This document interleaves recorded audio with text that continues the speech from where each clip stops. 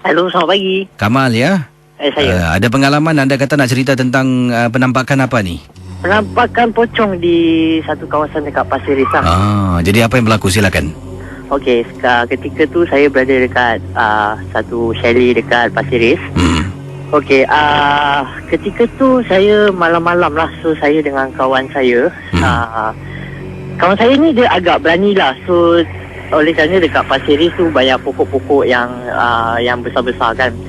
Jadi pada waktu tu dia mencabar kita semua mencabar dia lah supaya pergi dekat-dekat dengan pokok tu dan ambil gambar.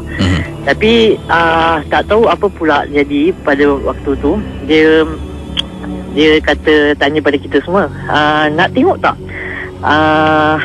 pun ada makhluk keluar daripada pokok ni. Jadi kita tengok pokok sepertinya tak ada apa-apa. So pada waktu tu tak tahulah dia berani pula. Dia keluarkan sikat dan dia juga keluarkan satu kain putih.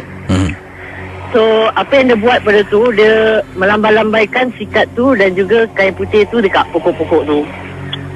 So kita pun tengoklah apa yang dia sedang lakukan pada waktu tu.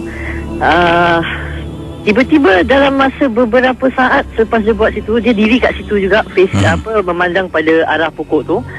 So tiba-tiba daripada satu sudut dekat belakang pokok tu terkeluar satu kain putih tu, tapi tak nampak lah rambutnya, semua tak nampak.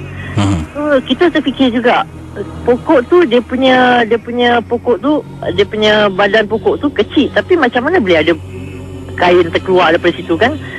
So dalam berapa minit kita semua macam terpucat tengok. Pasal kita dalam 20 meter jauhnya.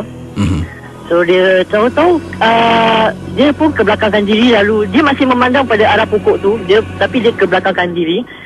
Kita yang seram kat situ cuba nak bergerak ke, macam nak patah balik pada chalet tu, tapi tak boleh tahu. Seakan-akan kita yang tiga kat belakang ni, bagaikan lutut kita macam dia kawal tau, supaya kita tak boleh bergerak. So dalam kita tengokkan apa kelakuan dekat situ. Tahu-tahu kain putih yang kat belakang pokok tu masuk balik, terus hilang daripada pandangan seperti gitu je. Jadi dia pun ke belakang, lalu dia join balik dengan kita. Dia cakap, korang nak tengok, aku dah tunjukkan. Jadi sebenarnya apa yang kita tahu, rupanya dalam berapa lama kita kenal dia, sebenarnya dia sendiri ada simpan pada makhluk-makhluk yang tersebut. Jadi dia sendiri memelihara barang-barang yang dikaitkan dengan makhluk-makhluk halus lah.